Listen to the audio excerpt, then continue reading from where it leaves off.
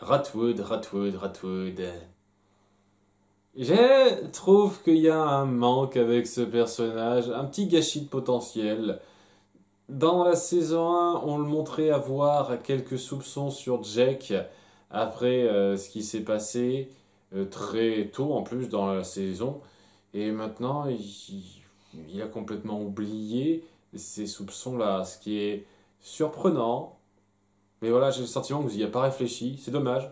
Donc c'est juste l'antagoniste gag et c'est tout. C'est un peu dommage. Mais vous faites une intrigue qui passe, ça va. Ça commence sur Jack et Rose qui sortent ensemble dans leurs rêves, parce que c'est le truc qu'on a mis en place, j'apprécie cette petite continuité là au moins. Et Rose qui raconte un petit peu sa vie, comme quoi, de ce dont elle se souvient, ses parents sont morts quand elle était jeune, elle a toujours été gardée et élevée par les chasseurs. Jack, bon, essaie de compatir même s'il n'a pas exactement la même vie qu'elle. Et au début, ça va. Le truc avec ses rêves, c'est que ça le fait découcher plus que d'habitude. Il est toujours en retard de toute façon. Et il y a Ratwood en tant que proviseur maintenant, qui dit que ça suffit. Qu'avec ce nombre de retards répétés, je pourrais vous faire renvoyer pour pas grand chose. Il suffit juste que vous ratiez un espèce de contrôle de rattrapage que je vais vous demander de faire. Et je vais même être très fourbe là-dessus en ne vous disant pas tout ce qu'il y a à savoir. C'est-à-dire, je veux que vous fassiez un exposé sur qui est selon moi le plus grand génie scientifique de son époque. Alors, dès lors que tu entends parler de ça, c'est clair et net que tu sais, hein. Je trouve ça dingue que Jack ait attendu la fin de l'épisode pour le comprendre. Mais bon, je vous laisse le suspense au cas où vous n'ayez pas compris de qui il s'agit, hein. Donc, Jack se dit, merde, qu'est-ce que je vais faire? Je ne peux pas prendre n'importe quel grand scientifique connu, je ne peux pas prendre sur tous, ça va être compliqué. Et donc, dans son rêve, il y a Rose qui lui dit, écoute, ce truc qui va dans les rêves, il a une portée beaucoup plus large que ce que tu crois. On peut se rendre dans les couloirs des rêves et entrer dans le subconscient de n'importe quelle personne. C'est-à-dire ses rêves, mais aussi, si on creuse plus loin, son subconscient, ses souvenirs les plus réprimés qui soient. Et donc, tu devrais trouver la réponse pour l'examen de Ratwood là-dedans. Donc, ils s'y rendent. Ratwood est tourné au ridicule dans son histoire, évidemment, avec ses fantasmes, ses amours loupés, etc. Voilà, c'est juste un personnage blague, comme je l'ai dit. Et au bout d'un moment, il tombe assez loin dans son subconscient pour le voir lui bébé. Et la réponse à l'examen prévu pour Jack. C'est au même niveau de subconscient, ces deux parties-là. Ok. Il y a l'autre truc qui est au même niveau de subconscience, c'est une manticore qui hante son esprit et qui le rend rabougri, apparemment. Et c'est ça le truc qui est peut-être un peu triste quand on y pense. Si ça se trouve, il y a une espèce d'idée noire en lui dont on pourrait le débarrasser, il serait peut-être plus gracieux, il vivrait peut-être un petit peu mieux, Ratwood, mais on ne va pas du tout envisager ça. Les choses doivent rester comme elles sont. Parce que voilà, en prenant les réponses, il y a Jack qui oublie de fermer la porte comme un idiot, et donc le manticore s'échappe et va hanter un peu les rêves de tout le monde. Ce qui fait que beaucoup de gens sont chafouins au réveil. Et quand je dis beaucoup de gens, apparemment, on va partir de ce principe que les portes des rêves sont regroupées selon les gens qui sont un peu liés entre eux, que ce soit géographiquement ou en termes de famille. On va dire que c'est ça. On va dire que c'est ça, sinon ce serait quand même dingue que comme par hasard ça tombe tout le temps sur des personnes qu'on connaît. Mais ouais, ça a rendu beaucoup de gens rabougris. Au début je me suis dit tiens, est-ce qu'ils ont transformé vaguement en... en Ratwood Beast? Non, ils sont juste très soupolés à cause d'une mauvaise nuit de sommeil. Et donc, il se pose des questions, Jack. Et qu'est-ce que ça pourrait être? Mais Rose vient le voir de même que Ted et Tracy, puisqu'on va un peu jouer sur ces deux-là, pour leur dire ce qui se passe. C'est-à-dire que, ouais, la manticore a dû s'enfuir, et ils l'ont vu dans leurs rêves, ça les a hantés, et ça les a rendus très soupolés comme ça. Il faut faire quelque chose, faut pas laisser une manticore aller de rêve en rêve comme ça lui chante, et il faut arrêter ça. Et une seconde, je dis manticore, c'est chimère, c'est une chimère, c'est pas une manticore. J'aurais dû en parler d'ailleurs, c'est un détail, mais Jack est étonné il ne sait pas ce que c'est qu'une chimère. Il est censé t'y connaître maintenant en créature magique, mais à chaque fois t'en apprends, c'est très bizarre. Enfin bref, il me semble d'ailleurs que t'as déjà entendu ce mot-là avant, mais c'est pas grave, c'est un détail. Donc il en fait part un petit peu à tout le clan et à grand-père. Grand-père qui est énervé, qui dit comment t'as pu faire ça, c'est pas bien. Il s'énerve, ça mène à rien comme d'habitude, au bout d'un moment on s'en fout. Et bon, on prépare le truc pour sauver la merde que notre héros a provoquée. C'est un peu ça le truc qui est un peu ennuyeux dans cet épisode, cette espèce de répétitivité dans le fait que le tiers des problèmes vient du héros. Si c'est pas aussi saoulant que Hercule dans sa série, parce que ce n'est pas à ce stade-là, mais c'est quand même un peu régulier. Gilles Tiers, c'est peut-être un peu moins, peut-être le quart, le cinquième, mais c'est quand même un peu trop régulier, un peu trop récurrent quand même. Enfin bref, on prépare quelque chose avec Foodog et il lui dit de le retrouver dans ses rêves alors qu'il se prépare avec son petit groupe pour pister et chasser la chimère alors qu'il prévoit un truc. Alors dans les rêves, ils ont décidé de se poser dans une bibliothèque, dans la bibliothèque du bahut pour dormir tous ensemble. Je ne comprends pas. Vous ne pouviez pas tous dormir dans la maison de quelqu'un. Je veux dire, chez Tracy, apparemment, ses parents ne sont jamais là, ça pourrait pas le faire. Non, non, la bibliothèque. Je dis ça parce que on va jouer un petit peu dessus, il y a Rotwood qui les verra, qui les engueulera un petit moment, donc il va les réveiller, évidemment, en plein sommeil, pour apporter un peu plus de suspense, mais voilà, pourquoi dans la bibliothèque? C'est pas juste parce que t'es de dire, ah, c'est un super endroit pour dormir, vous allez voir, j'aurais peut-être plus de réflexion à faire là-dessus, je sais pas. C'est pas grave. Bon, ils se rendent de rêve en rêve rapidement, traités de façon très légère pour la plupart, notamment autour de Brad.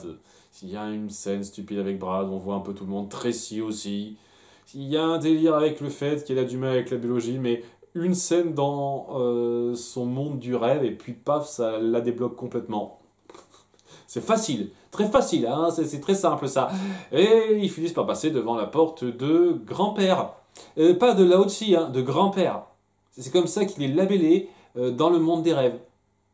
Il n'y a personne d'autre qui se fait appeler grand-père à part lui. Détail, c'est si compliqué d'écrire Lao-Tzu. Je veux dire, en plus on dit son nom dans cette espèce de fantasme disco qui se fait rapidement. Donc, c'est si compliqué d'écrire Lao-Tzu. Vraiment. Des détails d'écriture de 3 fois rien, mais dès lors que tu réfléchis un tout petit peu à la cohérence de ton histoire, ça n'a aucun sens que ce soit grand-père. C'est grand-père pour Jake. Voire Foodog ou ses amis, mais pas en règle générale. Bref, détail. Et il retrouve donc Lao-Tzu qui lui passe un appareil qui peut capturer la chimère. Et donc tout va bien, il suffit juste de la retrouver. Hein, le grand-père ne participera pas à cette chasse alors qu'il pourrait les suivre, mais non, on s'en fout. Et ouais, ils vont le pourchasser à 4. Ils finirent en grande partie dans le rêve de Ted. Ah oui, c'est que des rêves de personnes qu'on connaît, hein, très direct. Et dans son rêve, Ted se fait un gros délire de super-héros, Patate Man. Où il a des tonnes de gadgets, patates frites, pour se battre contre les vilains. Ce coup-ci, bien entendu, le vilain qui va rester à un grand moment dans ce rêve, c'est la Manticore. Voilà, il se fait son délire à sa sauce, c'est un peu marrant, il y a une petite thématique et je comprends pourquoi on passe du temps dans ce rêve, même si techniquement la Manticore devrait passer de rêve en rêve beaucoup plus rapidement, mais bon. Et ça semble bien marcher au début, mais comme j'ai dit, il va y avoir Rotwood qui va les réveiller un moment, ils vont trouver un moyen pour le faire partir un instant pour revenir dans le monde du rêve. Voilà, c'est un peu facile pour rembourrer le truc. Et surtout pour amener le fait que, en se battant un petit peu de façon décousue comme ça, il y a Rose qui va attirer l'attention du monstre et se retrouver un petit peu seule dans la porte de son rêve à elle, de son subconscient en fait. En allant de strate en strate, il finit par tomber sur la scène de sa naissance, parce que c'est un truc très très subconscient. Tout le monde se souvient de sa naissance à un certain degré apparemment. Et on apprend que il n'a jamais été fille unique. Elle a un frère ou une sœur jumeau jumelle et elle a été complètement enlevée à sa famille à sa naissance. Ses parents ne sont pas morts. Elle apprend un peu plus sur elle et Ça lui donne d'autres objectifs, en plus de seulement se mettre du côté de Jack. C'est ce qui est cool. Et c'est un truc, dans un sens, j'aurais pas été contre que ce soit davantage appuyé pour la convaincre de se dire que Jack c'est le bon côté. Parce que ceux qui m'ont élevé au bout du compte n'étaient que des forceurs et des menteurs. Vraiment, ça aurait été un clou à appuyer pour mettre en avant sa décision, mais ça aurait peut-être été difficile à assumer. Encore que, franchement, étant donné qu'elle a ce truc pour aller dans les rêves depuis pas mal de temps, alors on ne sait pas exactement comment elle l'a eu, mais c'est pas grave. On n'aurait pas pu mettre en scène. J'essaye une fois de plus de faire ça du point de vue de quelqu'un qui essaye de créer une série avec un peu plus d'ambition, pas juste le petit divertissement épisodique pour la famille. Je m'imagine un petit peu comment ça aurait pu être géré ça. On aurait pu avoir une Rose qui doute complètement de ce qu'il faut faire, mais qui en mettant la main sur ça aurait cette espèce de curiosité sur sa vie, sur son passé. On aurait pu la voir en discuter avant avec Jake, avant qu'elle sache exactement que c'est l'American Dragon, sans dire le détail que c'est les chasseurs qui l'ont élevé, etc. Et avoir cette curiosité d'aller dans son subconscient pour savoir ça. Et à ce moment-là, ça aurait été le déclic pour la faire complètement décider que Jack, c'est le bon côté à suivre. Je pense que ça aurait pu être excellent si ça avait été bien mis en place comme ça. Mais c'est un peu décousu. Et bon, c'est bien, c'est très bien ici. Hein. Mais ouais, on a affaire à une série plus que perfectible, c'est sûr. Ils finissent par attraper la bestiole. Rose a désormais un autre objectif. Et en revenant de ce rêve pour préparer l'examen face à Rothwood, Jake comprend enfin que le grand génie de son époque dont il veut qu'il fasse un exposé, eh ben c'est lui-même. C'est Rothwood, c'est incroyable. Qui s'en serait douté? Et donc, il va même pas lire le papier qu'il a volé, alors que bon, ça fait plus d'un jour qu'il l'a, c'est que maintenant qu'il le lit, genre à 2 heures de l'examen à faire, je comprends vraiment pas le délire. Et il comprend que c'est Rothwood, et donc il relate tout ce qu'il a vu dans son rêve, en comprenant comment dénouer le vrai du faux, parce qu'il y avait la partie rêve au début. Et donc, il a tous les détails de sa vie. Et grâce à ça, il passe sous la main.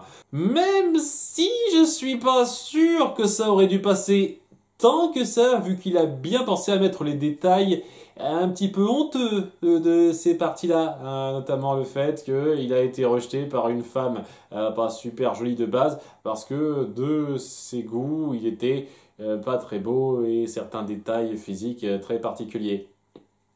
Là, je pense que si ça avait été une série un tout petit peu plus intelligente, le gars aurait omis ces détails-là pour être sûr que ça passe bien. Mais bon, hein, on va pas trop en demander. Ça, allez, c'était pas trop mal. Le concept est un peu facile, mais je trouve que vous le rendez pas trop mal. Et ça fait plaisir de voir Jake et Rose œuvrer un peu ensemble. Et même, ça fait plaisir de voir Rose participer activement à la bande. Jusqu'à présent, c'était Jack et ses 2 potes, et soit Jack et Rose à côté, mais Jack et toute la bande avec Rose dedans, ça fait plaisir de voir ça. J'apprécie un petit peu ça. Et oui, le délire du rêve de Ted, je dois avouer, ça m'a fait rire. C'était marrant. C'était plutôt rafraîchissant après ce qu'on s'est tapé avant. C'était loin d'être aussi insultant que d'autres cas, donc espérons que ça puisse maintenir au moins cette qualité-là. J'ai des doutes. Maintenant, j'ai beaucoup de doutes. Je dois avouer que je suis pas à un niveau de pleine confiance envers cette série maintenant, mais espérons. À bientôt pour l'épisode 10. Bye.